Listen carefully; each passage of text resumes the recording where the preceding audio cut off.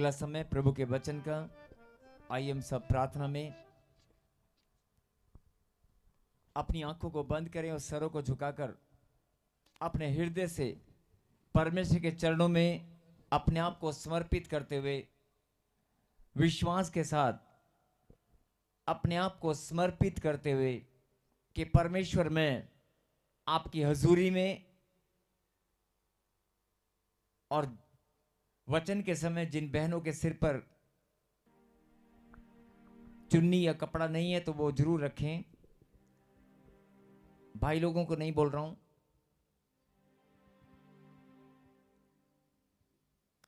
कई बार भूल जाते हैं।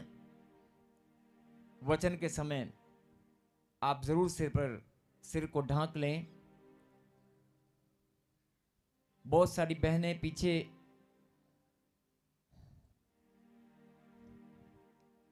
और वचन में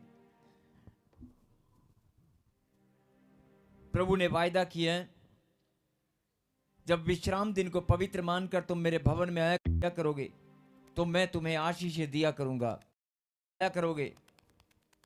मेरे पास आकर इकट्ठा होकर जब तुम मेरी महिमा किया करोगे तो मैं तुम्हें आशीष दिया करूंगा। और आप सब जानते हैं प्रभु ने जो आशीषें, जो ब्लेसिंग हमें दी है, इंसान भूल जाता है उन ब्लेसिंग के लिए धन्यवाद करना। इसीलिए प्रार्थना में धन्यवाद करना बहुत जरूरी है। हम सब जानते हैं कि जो परमेश्वर बचपन से लेकर आज तक हमें संभालता है, कितनी बार हम धन्यवाद देते हैं। बहुत बार हम धन्यवाद देना भूल जाते हैं। तो जब भी आप प्रार्थना में बैठें, जब भी आप परमेश्वर को प्रार्थना करें तो उन आशीषों के लिए, उन ब्लेसिंग के लिए, उस समय के लिए, उन कठिनाइयों के लिए जिससे परमेश्वर ने आपको निकाला है, हर एक बात के लिए आप धन्यवाद जरूर किया करें।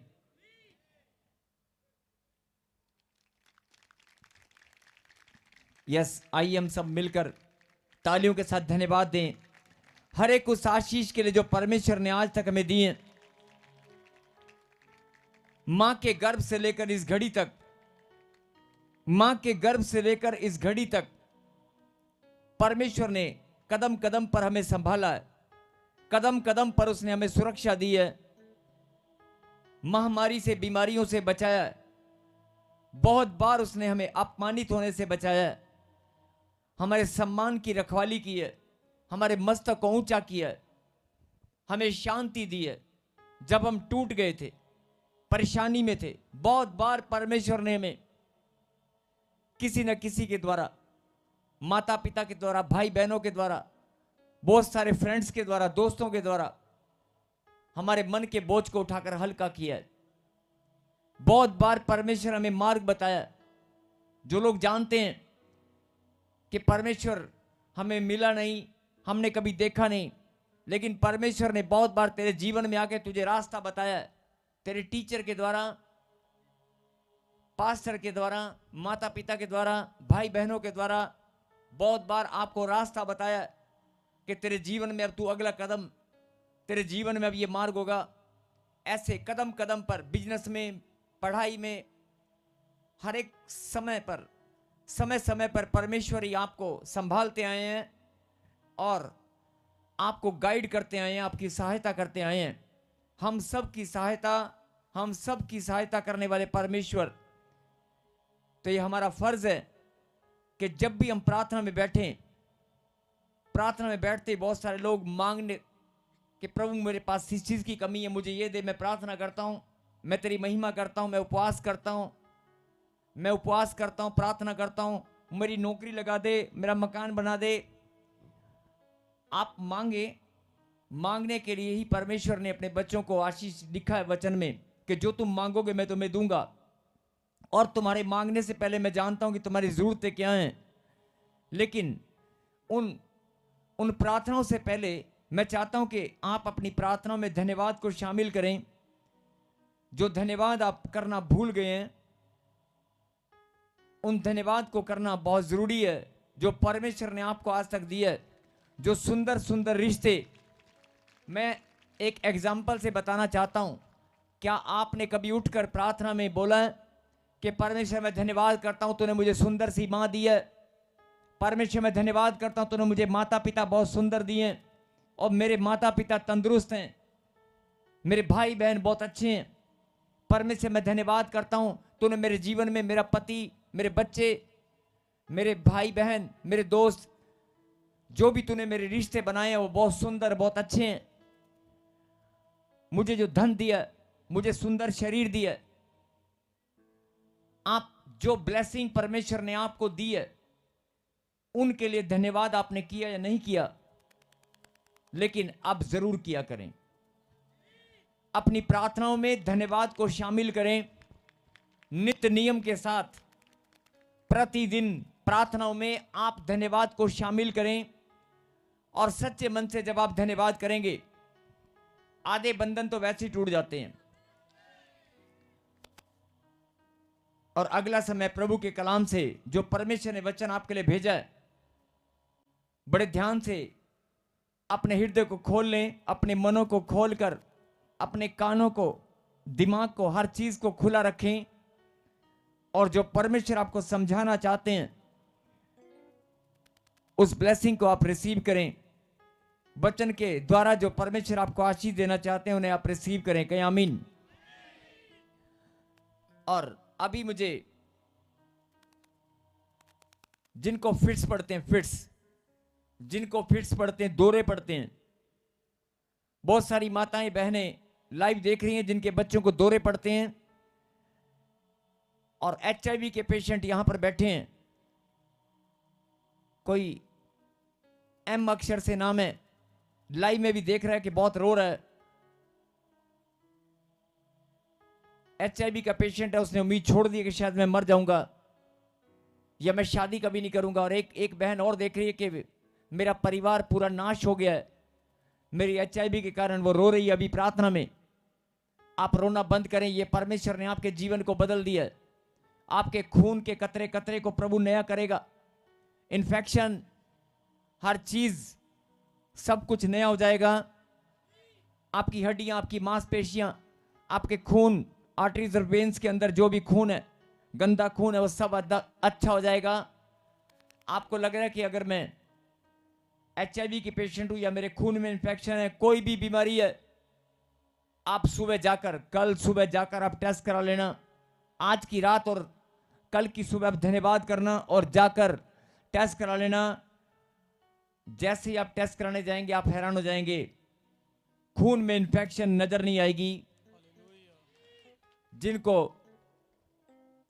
पथरियां हैं, गिल्टियां हैं, रसोलियां हैं और अभी भी वो लाइव देख रहा है और यहां पर बैठा है, अपनी रसोली, अपनी गांठ, अपनी गिल्टियों को चेक कर ले, वो कितनी मोटी है और कितनी छोटी है।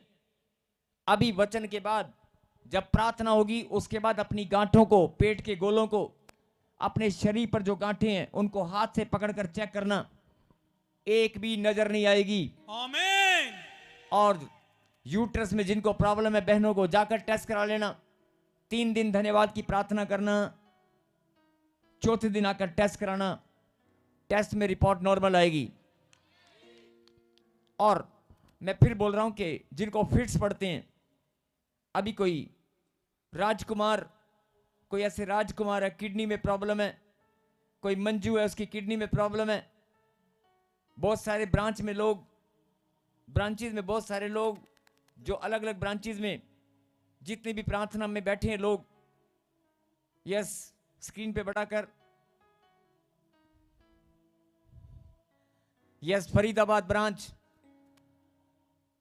आपके ब्रांच में बहुत सारे लोग अभी जिनको पेट में प्रॉब्लम है, अभी बहुत सारी उल्टियां लगने वाली हैं। Yes Jharkhand, Gumla branch, Delhi branch, आप सब हैरान होने वाले हैं। बहुत सारी बहनें पैसे को लेकर बहुत तंग है, घर बनाना चाहती हैं। आपके घर में हर एक वो आशीष आएगी जो आपने आज तक नहीं सोचा, वो इस वर्ष में होगी। दिल्ली ब्रांच, बहुत सारी बहनों को भी उल्टियां लगने वाली हैं। वचन के बाद जो लोग आज सोच रहे हैं, सभी ब्रांचों के लिए मैं प्रार्थना कर रहा हूं। Jharkhand branch, Ranchi branch, Mumbai branch, देश विदेश की धरती से जो लोग देख रहे हैं सबके लिए ध्यान से सुने। कोलकाता ब्रांच, सबके लिए मैं प्रार्थना कर रहा हूं कि आज खुदा के कलाम को सुनते ही अगर 10 साल 15 साल 20 साल आप चेक कर लें, अपनी प्रॉब्लम बता दें। गोवा ब्रांच, अपनी प्रॉब्लम आप कागज पर लिख लें कि मुझे इतनी मोटी गांठ है, और ठीक आधे घंटे बाद जब प्रार्थना होगी उस गांठ को आप चेक करना।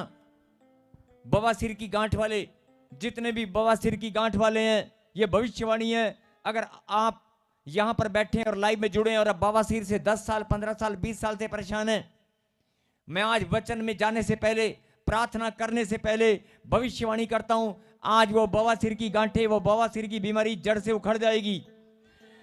आज जिनको कैंसर की गांठ है, जिनको कैंसर की प्रॉब्लम है, आज वो सब चंगे होंगे। बोलो आमीन। सिर्फ आपको करना क्या है? आपको परमेश्वर को धन्यवाद देना है और उसकी गहरी बातों को सुनना और समझना है। बोलो, बोल रहा हूं, जितने भी लोग लाइव जुड़े हैं और जितने भी लोग यहां पर मौजूद हैं, आज अपनी बीमारी को, अपनी प्रॉब्लम को, अपनी समस्याओं को आप परमेश्वर के सामने लेकर आए। अपने घर की प्रॉब्लम 2 मिनट के लिए सब आंख बंद करेंगे, सिर्फ 1 मिनट के लिए अपनी आंखों को बंद करें और अपनी बेरोजगारी, अपनी प्रॉब्लम, अपनी समस्याएं, अपना धोखा, जिसने भी आपको धोखा दिया, जिसने भी आपको जीवन में प्रॉब्लम क्रिएट की, कोई आपके पैसे लेकर भाग गया, कोई भी जिस प्रॉब्लम से, जिस बीमारी से, ध्यान से सुनना, जिस प्रॉब्लम से, जिस बीमारी से, जिन समस्याओं से, जिन लड़ाई झगड़े से, नशे से आपके घर में शांति नहीं है, जिन प्रॉब्लम के कारण आपका जीवन में शांति हमेशा के लिए भंग हो गई, आपकी शांति कहीं चली गई है, ऐसे लोगों को मेरा परमेश्वर आज परमानेंट शांति, सदा के लिए शांति देने वाला है। अपनी प्रॉब्लम, अपनी समस्याओं को फिर से अपनी आंखों के सामने, अपने दिमाग में लेकर आएं, अपनी जुबान पर लेकर आएं और परमेश्वर के सामने रख दें और कहें, परमेश्वर, जो भी आपकी समस्या है उसका नाम ले और कहें, मैं इस समस्या को, इस प्रॉब्लम को आज मैं आपके चरणों में रख देती हूं। इस प्रॉब्लम को आज मैं अपने साथ लेकर नहीं जाऊंगी। वो गांठ है, गिल्टी है, पथरी है, समस्या है, उस समस्या को आंख बंद करें और समस्या का नाम लें और नाम लेकर बोल दें, परमेश्वर, मैं इस समस्या को आज आपके चरणों में रखती हूं, मैं रखता हूं, और आज मैं इस समस्या को अपने साथ लेकर नहीं जाऊंगा। शांत होकर सिर्फ 30 सेकंड, 1 मिनट के लिए प्रार्थना करें। जिसने भी आपके जीवन में बाधा डाली है, जो प्रॉब्लम, जो रुकावटें आपके सफलता के मार्ग पर, आपकी पढ़ाई में जहां भी रुकावट है, उस रुकावट को भी बोल दें, आज तो मेरे जीवन में हमेशा के लिए चली जाएगी, कोई रुकावट मेरे जीवन में नहीं होगी। और मन से परमेश्वर को धन्यवाद दें और अपने दिल को खोलकर खुदा के कलाम को सुने। निकालें 3रा अध्याय और कहें, हालेलुया, हालेलुया। तालियों के साथ धन्यवाद दें और निकालें कुलुस्सियों की किताब और 3रा अध्याय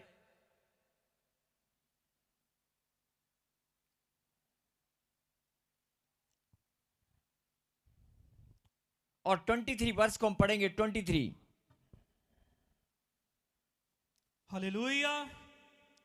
जो कुछ तुम करते हो तन मन से करो, यह समझकर कि मनुष्यों के लिए नहीं परंतु प्रभु के लिए करते हो।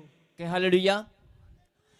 आज से तुम्हारा करना, तुम्हारा कोई भी काम करना, अभी तक आप जो काम करते थे उसमें दिमाग में बात रहती थी कि मैं अपने बेटे के लिए कर रहा हूं, अपनी बेटी के लिए कर रहा हूं, मैं घर बनाना चाहता हूं लेकिन अपने बच्चों के लिए, मैं नौकरी करना चाहता हूं, कोई भी काम, जो भी आप काम करना चाहते थे, जो भी कर रहे हैं, कहीं ना कहीं उसमें भावना, कहीं ना कहीं उसमें मन किसी न किसी के लिए। लेकिन आज से आपको क्या इस वचन को अपने अंदर ग्रहण करना है और आपको यह फैसला करना है कि आज से मेरे जीवन में जो भी काम होगा, जो भी होगा, उस काम पर प्रभु का नाम लिखा होगा। आमीन।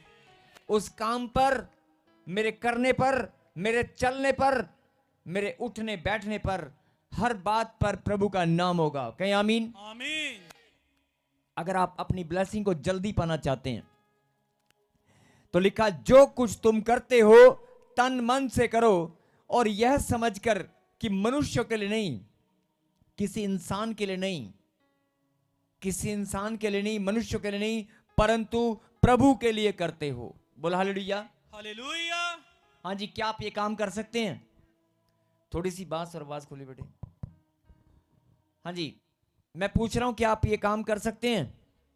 अभी तक आप सुबह से, आप ध्यान से सुनना, प्रार्थना करते हैं, प्रभु का नाम लेते हैं और निकल जाते हैं। प्रार्थना करते हैं, प्रभु का नाम लेते हैं और घर से निकल जाते हैं, और निकल जाते हैं और क्या बोलते हैं कि प्रभु मैं जा रहा हूं, मेरे बैंक में एक लोन की फाइल है, या मैं किसी से पैसे लेने जा रहा हूं, या मैं बिजनेस अपने काम के लिए जा रहा हूं, या मैं किसी से मिलने जा रहा हूं। आप जो भी काम करते हैं, आप प्रार्थना करके जरूर निकलते हैं, लेकिन उस काम में प्रभु का नाम नहीं होता, क्योंकि इस काम आप अपने परिवार के लिए, किसी से पैसे लेने हैं, मेरे घर में जरूरत है। बहुत गहरी बात है, अगर आपको समझ में आ गई, पहले सही था बेटे, वैसे कर दे। फिर से कहें हालेलुया। अभी तक आप जो काम करते थे, मैं ये नहीं बोल रहा हूं कि प्रभु का नाम लेकर नहीं करते, लेकिन वचन की गहरी बात को सुने और समझें।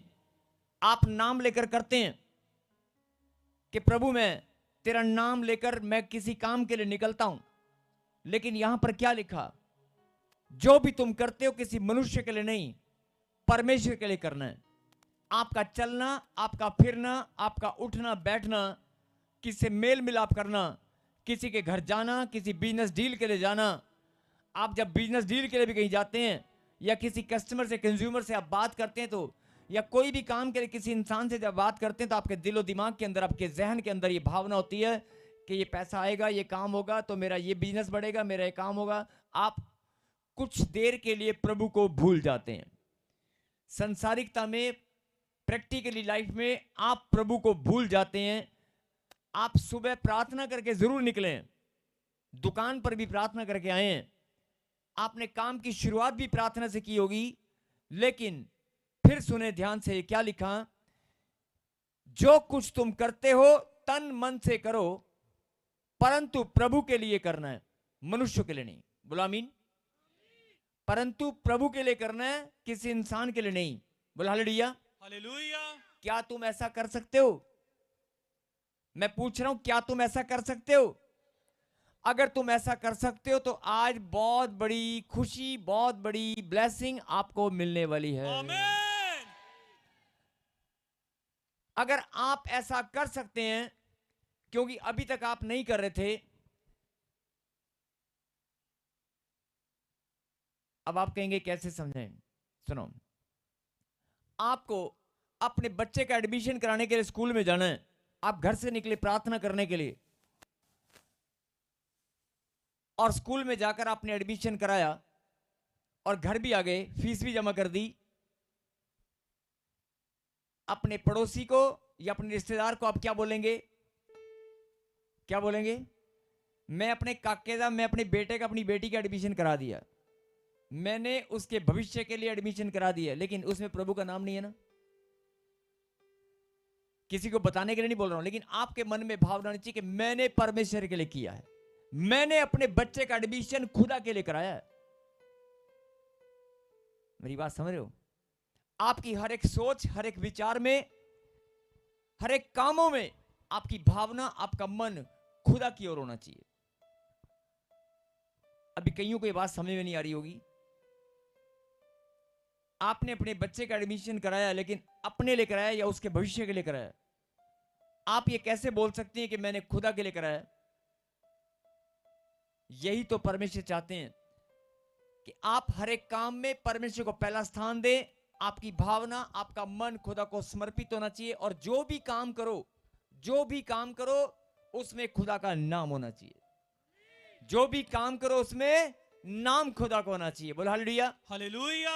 जो भी काम करो उसमें नाम खुदा का होना चाहिए। क्या आप ऐसा कर सकते हो? अगर ऐसा कर सकते हो तो आज जो अब तुम्हें मिलने वाला है, जो अगला वचन तुम्हें प्रभु बताने वाले हैं, वो बहुत बड़ी ब्लेसिंग, जिसे इंसान बचपन से लेकर, बड़े होने से लेकर अब तक आप ढूंढते आए हो, खोजते आए हो, जिसके पीछे आप दिन रात मेहनत करते हो, दिन रात भागते हो, दौड़ते हो, लेकिन फिर भी जीवन में वो चीजें नहीं मिलती। जो ब्लेसिंग, जो प्रॉब्लम, जो आपने आज सारी प्रॉब्लम प्रभु के चरणों में रखी है ना, वो आज लेकर तो नहीं जाओगे। वो बीमारी हो चाहे प्रॉब्लम है चाहे कुछ भी हो, आज लेकर तो नहीं जाओगे ना। लेकर क्या जाओगे? लेकर क्या जाओगे? क्या लेकर जाओगे? कौन सी आशीष? कौन सी आशीष? कौन सी आशीष लेकर जाओगे?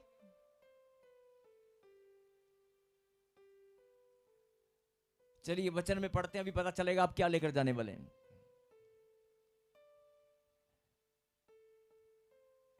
निकालें 3:15, 3:15 और पढ़े ध्यान से। मसीह की शांति, यस, फिर से कहें, मसीह की शांति,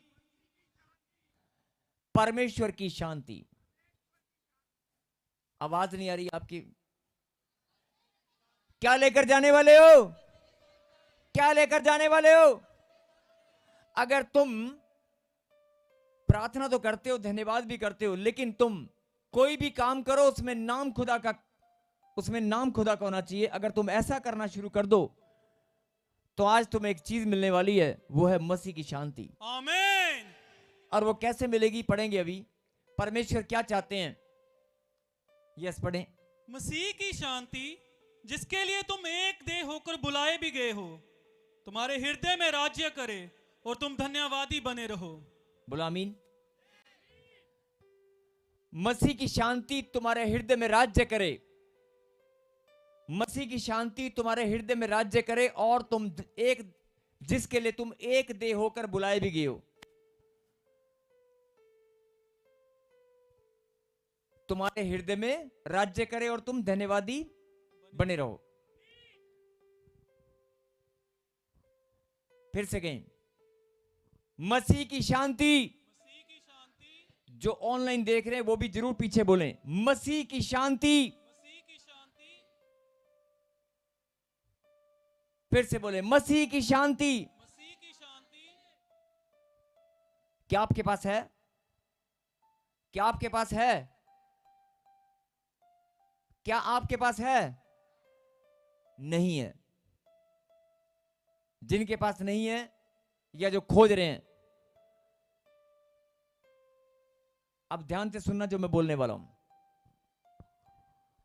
आपने अपने बच्चे का एडमिशन कराया, पढ़ा लिखा कर पाल पोस कर बड़ा किया, बड़े पैसे लगाए, और बड़े पैसे लगाने के बाद क्या गारंटी है वो बच्चा आपको बड़ा होकर खूब सारे पैसे कमा कर देगा? क्या गारंटी है वो बच्चा आपका मान सम्मान और बढ़ाएगा?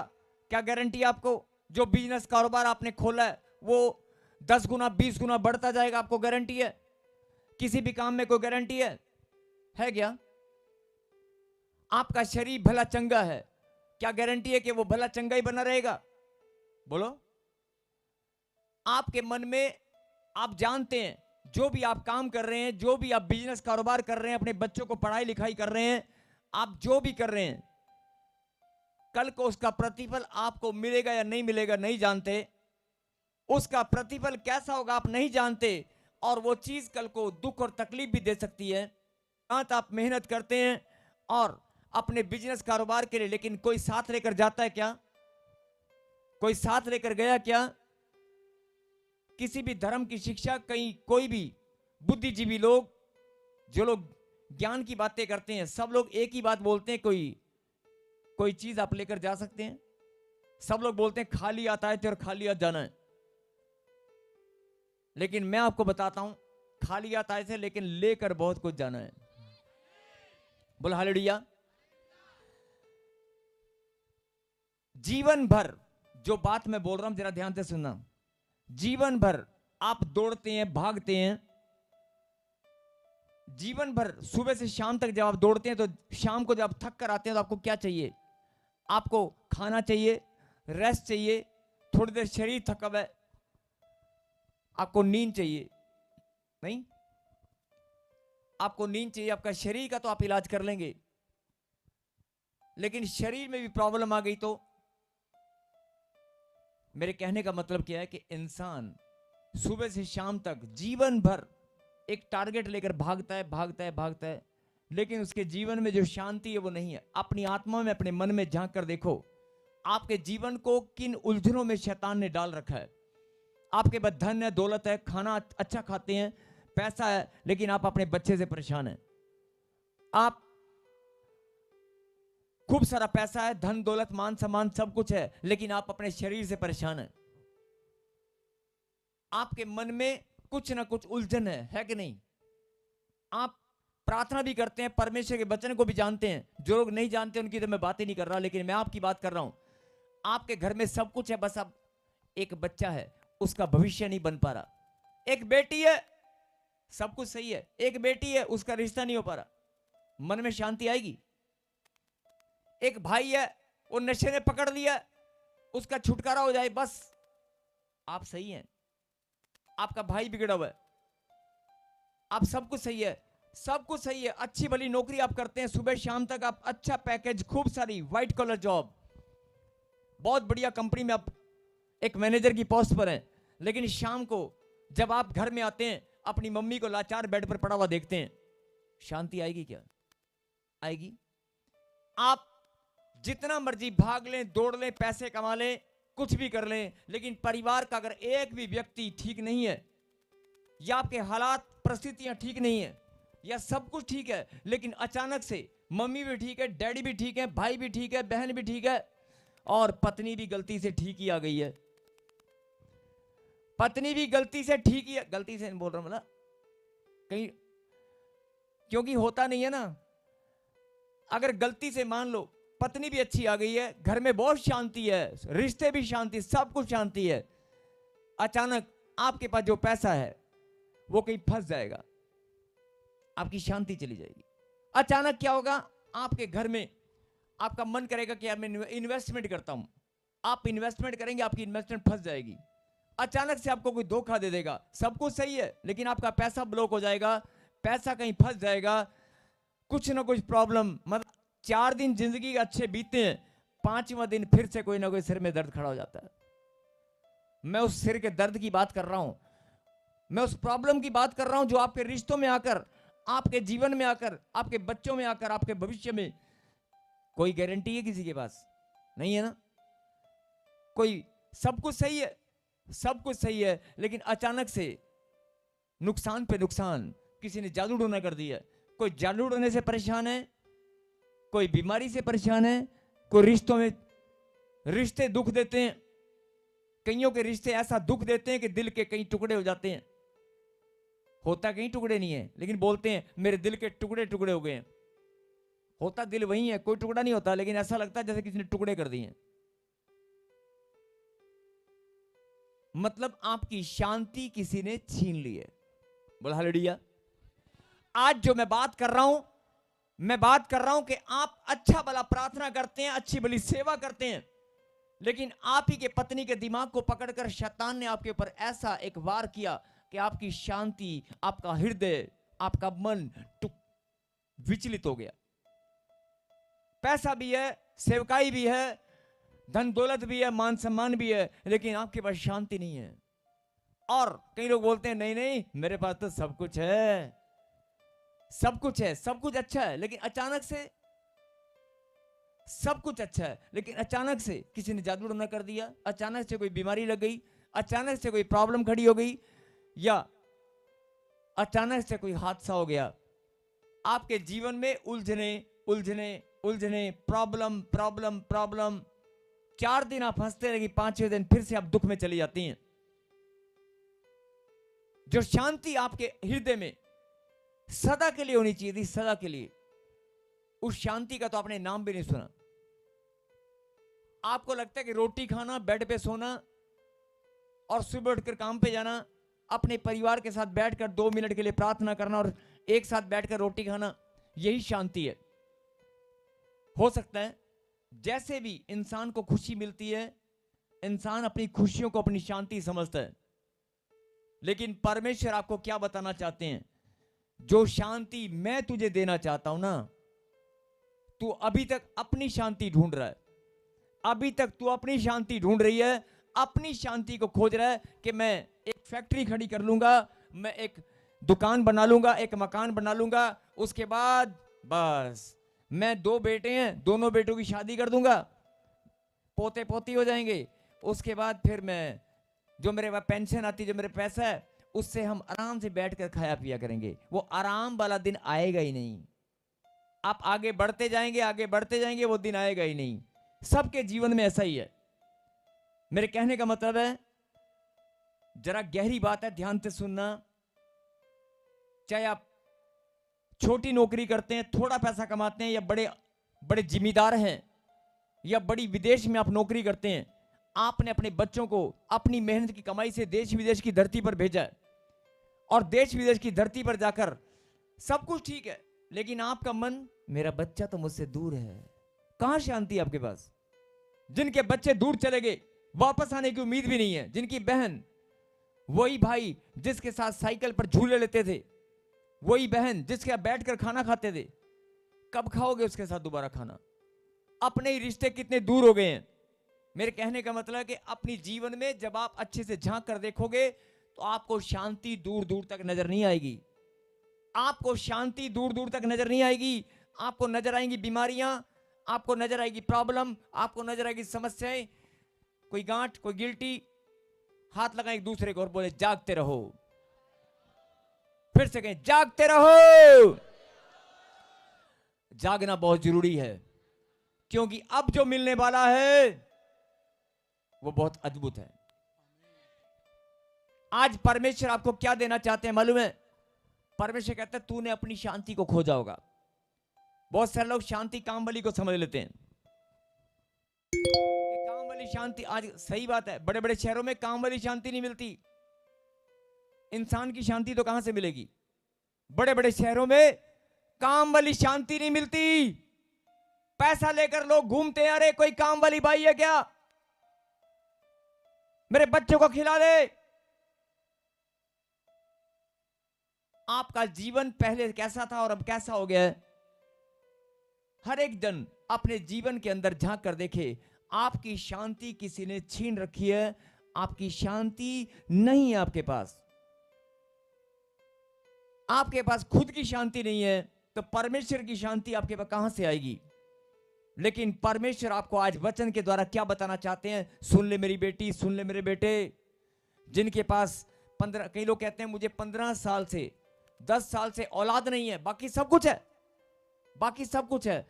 ठीक है, 10 साल से तेरे पास औलाद नहीं है, अगर एक बच्चा मुझे मिल जाए तो मैं बस, मुझे सारे जीवन की सबसे बड़ी शांति, सबसे बड़ा आनंद मिलेगा। आनंद मिलेगा लेकिन शांति नहीं। बच्चा मिल जाएगा 10 साल के बाद, भविष्यवाणी हो जाएगी, प्रार्थना होगी, बच्चे गवाही बन जाएगी, लेकिन उसके बाद सोच कर देखें। मेरे कहने का मतलब है, मेरे नहीं, परमेश्वर आपको समझाना चाहते हैं। हर एक इंसान अपने जीवन में अपने अपने कामों के अनुसार काम करता है, भागता है, दौड़ता है, सिर्फ इसलिए कि मैं 2 पल की शांति पाऊं। अपने परिवार, अपने भाई बहन, अपने बच्चों के साथ, अपने ही बच्चों को विदेश भेज देते हैं, अपने ही पोते पोतियों को विदेश भेज देते हैं, और बाद में तरसते हैं मेरा पोता पोती कब आएंगे। मेरे कहने का मतलब है कि जो शांति आपके पास नहीं है, परमेश्वर उस शांति को सदा के लिए आपको देना चाहते हैं। क्या आप लेने के लिए तैयार हैं? क्या आप लेने के लिए तैयार हैं? और जिसके पास परमेश्वर की शांति होती ना, मसीह की शांति, उसके घर में कोई बीमारी, कोई दुख, कोई तकलीफ, प्रॉब्लम, समस्या कभी नहीं होती। आमीन। आप ध्यान से सुने, जब इंसान की शांति आप ढूंढने के लिए भागते हैं, और वो चाहे 2 दिन के लिए मिले, चाहे कोई कर्जा उतर जाए किसी का, कर्जा उतरने के बाद अचानक से शांति मिलती है ना, 10 साल से कर्जा था, उतर गया, आपको शांति मिलती है ना, लेकिन वो सदा के लिए नहीं होती। हो सकता है दोबारा कर्जा आ जाए, हो सकता है कोई और प्रॉब्लम आ जाए। इंसान की शांति पल भर की होती है और वो दोबारा हो सकता है फिर से गुम हो जाए। परमेश्वर यही बात समझाना चाहते हैं कि मेरे बच्चे, मैं तुझे अपनी शांति देना चाहता हूं। लिखा है, लिखा है, लिखा है, मसीह की शांति, परमेश्वर ने कहा सुन ले, मसीह की शांति मतलब परमेश्वर की शांति, जिसके लिए तुम एक देह होकर मतलब आज जितने भी लोग यहां बैठे हैं, जितने भी ऑनलाइन जुड़े हैं, आज सबकी आत्मा एक हो चुकी है, आपके शरीर एक हो चुके हैं। अगर आप खुदा के कलाम एक साथ आपके अंदर जा रहा है, एक साथ आपके अंदर जा रहा है कि नहीं? लाखों लोग जो सुन रहे हैं, सबके अंदर एक साथ प्रवेश कर रहा है कि नहीं? यस, इसी बात से समझ जाओ, एक देह होकर। और अगर आप अपने परिवार में प्रेम बनाना चाहते, आपके रिश्तों में अगर आप प्रेम बनाना चाहते हैं, परमेश्वर आपको प्रेम के साथ, आपके रिश्ते जब प्रेम में बन जाएंगे, सबके मन एक हो जाएंगे, तो उसका क्या मतलब है? एक देह होकर। सुने ध्यान से, जब आपका मन एक होगा, जब आपके अंदर भावना प्रेम जैसी होगी सबके साथ, आपका प्रेम सबके लिए होगा, भावना एक जैसी होगी, तो आपका शरीर भी एक हो जाएगा। बोला हालेलुया। हालेलुया। परमेश्वर ने क्या लिखा? एक देह होकर। अब सुने, जो लोग सदा के लिए शांति को ग्रहण करना चाहते हैं, सुने, मसीह की शांति जिसके लिए, परमेश्वर की शांति जिसके लिए, मसीह की शांति जिसके लिए तुम एक देह होकर बुलाए गए हो। एक देह होकर बुलाए गए हो मतलब, एक देह होकर बुलाने का क्या मतलब है? कि परमेश्वर ने तुम्हें बुलाया कि तुम सब एक देह हो जाओ, एक शरीर बन जाओ। और वो तब बनेगा जब तुम्हारे अंदर प्रेम की भावना होगी और तुम्हारा मन एक हो जाएगा, और तुम एक साथ जब संगति में बैठोगे। आज बैठे हैं कि नहीं? सबका मन एक है कि नहीं? तो आज ये वचन आपके जीवन में पूरा हो रहा है। एक देह होकर बुलाए गए हो, एक देह होकर बुलाए गए हो कि नहीं? जो ऑनलाइन जुड़े हैं, सभी ब्रांच वाले, आप भी एक देह होकर बुलाए गए हो। बोलो आमीन। आमीन। और अगर एक देह होकर बुलाए गए हो, तो परमेश्वर क्या बोल रहे हैं? सुने, मसीह की शांति जिसके लिए तुम एक देह होकर बुलाए भी गए हो, वो शांति तुम्हारे हृदय में राज्य करे, तुम्हारे हृदय में राज्य करे। मेरे पीछे गए, तुम्हारे हृदय में राज्य करे, तुम्हारे हृदय में राज्य करे। अभी अब बहुत सारे लोग बोल रहे होंगे, हमने तो बोल दिया, फिर दोबारा क्यों बोलना है? यस, दोबारा फिर बोलना है। बोले, मसीह की शांति तुम्हारे हृदय में राज्य करे। एक बार और बोलना, पूरी तरह समझ में आ जाएगा। मेरे पीछे बोले, मसीह की शांति, परमेश्वर की शांति तुम्हारे हृदय में। अब बोलो, हमारे हृदय में। बोलो, हमारे हृदय में राज्य करे। बोलो आमीन। आमीन। अब सुनो, अभी आपने बोला मसीह की शांति हमारे हृदय में राज्य करे। ये कौन चाहता है? परमेश्वर। सुनो सुनो सुनो, ये कौन चाहता है? परमेश्वर। उस शांति के लिए परमेश्वर ने तुम्हें एक देह होकर बुलाया भी है। इसका मतलब तुम्हारे हृदय में राज्य किसी और का है, तुम्हारे हृदय में राज्य किसी और का चल रहा है, तुम्हारे हृदय में राज्य किसी और का है कि नहीं? तुम्हारे दिल पर किसी और का राज चल रहा है। एक दूसरे को हाथ लगाओ और बोलो, जागते रहो। इसका मतलब सुनो ध्यान से, ये लास्ट एक आखिरी बात, और जरा ध्यान से सुनो, उसके बाद हम प्रार्थना करेंगे। इसका मतलब परमेश्वर तुम्हें समझाना चाहते हैं कि तुम्हारे हृदय में राज किसी और का है। तुम्हारे हृदय में दिन रात राज्य कौन कर रहा है? जिसकी तरफ आपका ध्यान बार बार जा रहा है, दिल आपका, अगर आपके मन पर बार बार ख्याल आपकी पत्नी का आ रहा है, बार बार किसी से डर लग रहा है, आपने किसी के पैसे देने हैं, ध्यान से सुनना, अगर आपने किसी के पैसे देने हैं और उसने आपको धमकी दिया कि कल तक अगर नहीं दी, कल तक तूने मेरी किस्त, इंस्टॉलमेंट, ईएमआई, या कल तक तूने पैसे नहीं दिए तो मैं तेरे को बेइज्जत करूंगा, तेरा अपमान करूंगा।